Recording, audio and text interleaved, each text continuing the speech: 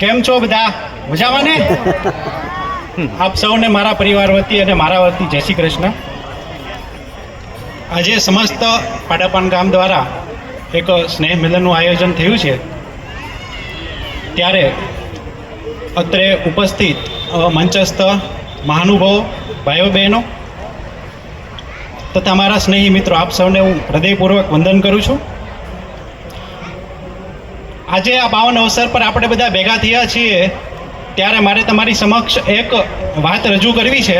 બહુ વધારે સમય નહીં લઉં, પણ એક મહત્ત્વની વાત રજૂ કરવાની ઈચ્છા હતી કે આજે આપણે એક પાટીદાર સમાજના દીકરા દીકરીઓ ભેગા થયા છીએ. અહીંયા પાડાપાન ગામનો એક પાટીદાર સમાજ ભેગો થયો છે. એક એવો સમાજ કે જે હંમેશા પોતાના મહેનત, સ્વાભિમાન અને સંઘર્ષ માટે ઓળખીતો છે. એક એવો સમાજ કે જે રણમાંથી વન બનાવવાનું જાણે છે. એક એવો સમાજ કે કણમાંથી મણ બનાવવાનું જાણે છે, અને એ મણમાંથી બે હાથે દાન કરવાનું પણ જાણે છે.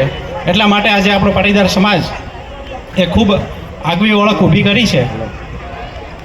ત્યારે આપણે કે પછી ભલે ખેડૂત હોય કે પછી ઉદ્યોગપતિ હોય, દરેક ક્ષેત્રમાં પાટીદાર સમાજ એક આગવી ઓળખ ઊભી કરી છે. કે પછી શિક્ષણ ક્ષેત્ર હોય કે મેડિકલ ક્ષેત્ર હોય, કોઈ પણ ક્ષેત્રે, ફાઇનાન્સ ક્ષેત્રે પણ આપણો પાટીદાર સમાજ આગવી ઓળખ ઊભી કરી છે. પરંતુ એક દુઃખની વાત એ છે કે એક એવું ક્ષેત્ર કે જ્યાં આપણો પાટીદાર સમાજ ઘણો પાછળ છે, એ ક્ષેત્ર છે સરકારી ક્ષેત્ર. સરકારી ક્ષેત્રમાં આપણા પાટીદાર સમાજના હાથ હજી ટૂંકા પડે છે. આપણા સમાજના દીકરા દીકરીઓનું પ્રમાણ ખૂબ ઓછું છે. અને શા માટે સરકારી ક્ષેત્રનું આટલું મહત્વ હોય છે? કેમ કે એક નાનો ગરીબ વ્યક્તિથી લઈ અને એક અમીર વ્યક્તિ, દરેક વ્યક્તિને સરકારી કચેરીની જરૂરિયાત પડે. એ ખેડૂત હોય કે ઉદ્યોગપતિ હોય, દરેકને સરકારી કચેરીની જરૂર પડે. આમાંથી બેઠેલા દરેક વ્યક્તિ, એમાંથી કોઈ વ્યક્તિ એવો બાકાત નહીં હોય કે જેમને ક્યારેય સરકારી કચેરીએ જવું નહીં પડ્યું હોય. છતાં પણ આપણા સમાજના દીકરા દીકરીનું પ્રભુત્વ આ ક્ષેત્રે ખૂબ ઓછું છે. અને ખાસ કરીને તો આપણા ગામનું તો બિલકુલ નહીં, શૂન્ય ને બરાબર. આ બાબતે મારે તમને એ વાત રજૂ કરવી છે કે છેલ્લા 20 વર્ષમાં જો પાડાપાન ગામને 20 વર્ષ પહેલા એક સરકારી અધિકારી મળવો જોઈએ, એ અધિકારી 2025માં મળે, એ ખરેખર આપણી નિષ્ફળતા કહેવાય. અને બીજું કે આ નિષ્ફળતાનું કારણ શું હોઈ શકે? આપણે એના ઉપર મનોમંથન કરવું જોઈએ. કે અમે જ્યારે પાડાપાન પ્રાઇમરી સ્કૂલમાં ભણતા, ત્યારે મારી સાથેના કેટલાક વિદ્યાર્થીઓ, મારા આગળના ધોરણના વિદ્યાર્થીઓ કે પાછળના ધોરણના વિદ્યાર્થીઓ મારા કરતાં પણ હોશિયાર હતા. અને એમાંથી મોટા ભાગના વિદ્યાર્થીઓ અત્યારે મજૂરી કરે છે, કાં તો કોઈ ચાર દિવાલની વચ્ચે પેક થયેલા પડેલા છે, કોઈ જગ્યાએ બેરોજગાર છે. અને આનું મુખ્ય એક જ કારણ છે કે એ વ્યક્તિને જો યોગ્ય સમયસર ગાઈડન્સ આપવામાં આવ્યું હોત, સમયસર ટેકો આપવામાં આવ્યો હોત, તો એ વ્યક્તિ પણ આજે સફળતાના શિખરે પહોંચ્યો હોત.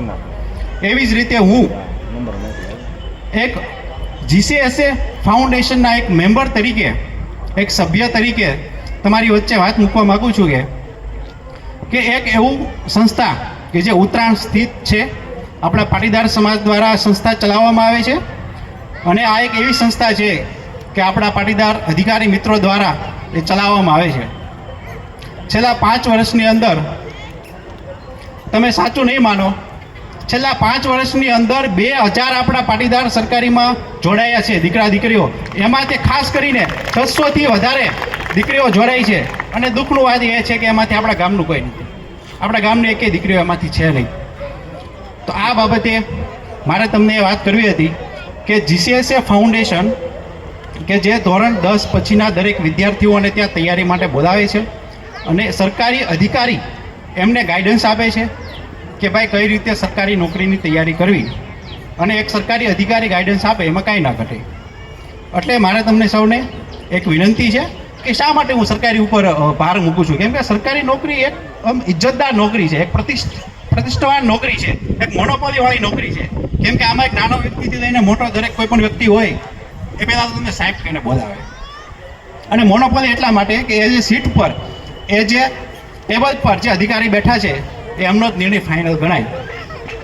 એમના આજુબાજુના અધિકારીઓ, કર્મચારીઓ, નીચેના કે ઉપરના કોઈ વ્યક્તિ ડિસિઝન ન લઈ શકે. એટલા માટે સરકારી નોકરી પર આપણે ભાર મૂકવો જોઈએ. જ્યારે આજથી 5 વર્ષ પહેલાં આપણા કોઈ પાટીદાર સમાજના દીકરા દીકરીને તૈયારી કરવી હોય તો ગાંધીનગર જવું પડતું અને વર્ષનો 1 લાખ રૂપિયાનો ખર્ચ લાગતો. પરંતુ આજે આપણા જ ઘરના આંગણે ઉત્તરાયણ સ્થિત ટર્નિંગ પોઈન્ટ ઉપર એક GCSA સંસ્થા ચાલે છે. એ વર્ષમાં માત્ર 5,000ની અંદર તમને ગાઈડન્સ આપે છે, ગાઈડન્સ અને સાથે સાથે સપોર્ટ પણ આપે છે. GCSA એટલે guidance for competitive exam and support for aspirant, એટલે કે ગાઈડન્સની સાથે સાથે તમને સપોર્ટ પણ આપે છે. 5,000 વર્ષમાં શું કહેવાય, એક પ્રકારનો ફાઇનાન્શિયલ સપોર્ટ પણ છે. અને જ્યારે અમારી સંસ્થાનું આયોજન હતું, ફંક્શન હતું, જેથી આપણા ગામ સુધી પણ આ સંસ્થાની જાણ પહોંચે એટલા માટે આપણા ગામના 5 મોભીઓને અમે આમંત્રિત કર્યા હતા અને તેમણે આમંત્રણનું માન આપીને હાજર પણ રહ્યા હતા.